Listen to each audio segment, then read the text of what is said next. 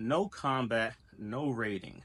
This is apparently the sentiments of veterans like this. It's interesting when I get a DM, and it's always kind of suspect, right? Someone can't wrap their head around what I do, and they want to get some clarifications.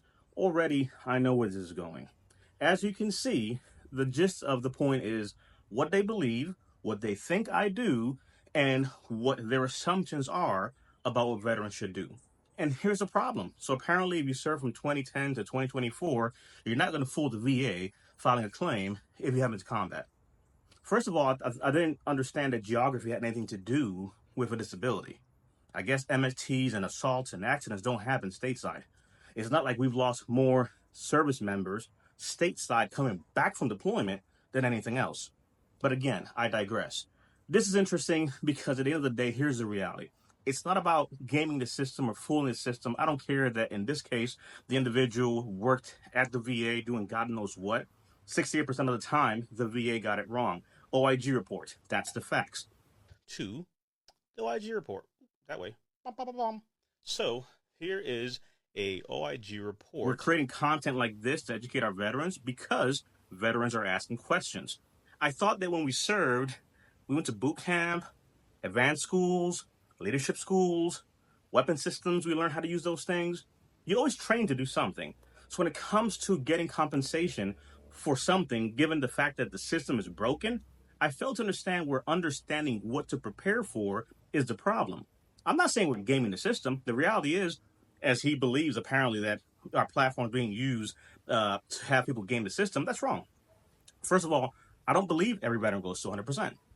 Every veteran is not 100%. That's just the facts. But the numbers are here. 18 million veterans and change is the population of all vets. BVA numbers, right? And out of that, 5 million and change are rated in any shape, fashion, or form, 0 to 100. And out of that 5 million and change, 1 million and change are rated 100% or more, aka 100% PNT. So when it comes to that, those are the numbers.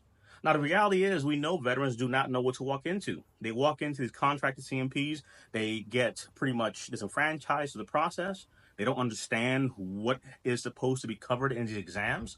No one is filling this gap in. I understand you can work whoever you want to work for or work with, but submitting a claim is easy. You go out to va.gov, you say what you're filing, you file the claim, you do what somebody told you online, and then you get denied. How's that work out? Or you go to the process and you come back with the same rating or no increases. How's that happen? Because you don't understand how they're measuring these exams. And when you talk to a veteran, like I do in these classes, many times, a lot of them, many of them, walk away thinking, I didn't even know I had to unpack this or that, or this social impairment, or this occupational piece. Yes, but if you don't know what you don't know, you're only going in there doing something someone's Googled to you. The fact of the matter is, being prepared is the way we need to go at this. But it's sad that individuals like this believe that if you didn't deploy, you don't deserve to file a claim, much less be rated because gaming or fooling the system. I'm happy some don't need any help. I'm happy some are first time go. But how does that help the next person who keeps getting denied over and over? And when they ask for help, this is the response. Because apparently it's coming out of his pocket. Because apparently, when we're in service, we all couldn't get paid at the same time, or get benefits at the same time, or get child at the same time. So when it comes to disability benefits, it's not your pocket, it's the system. They have funding for it. No one's clogging anything up. If they need to get more funds, they will request it. If they need more staff, they should hire it. But you shouldn't limit yourself because of system failures. You, on the other hand, be prepared to make your argument. Your truth is enough. That's my platform. I don't know who needs to hear this, but spring is coming. Your truth is enough. We don't want more. We don't want less. We want what we are deserving. The end. And if you're able to paint a clear picture to the VA, that's the argument.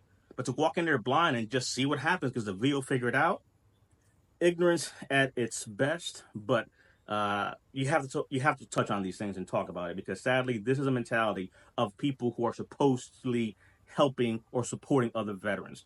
But apparently, again, if you didn't deploy between that time frame, I guess you don't deserve. But if you deploy between the 80s, I guess, and 2010 and didn't deploy to combat, then you're fine, right? Literally can't make this up. ACER CMP exam. That's a class I teach, a class that can help you if you need it. Not teaching you how to game the system. but to be strategic in making the proper arguments. That's it.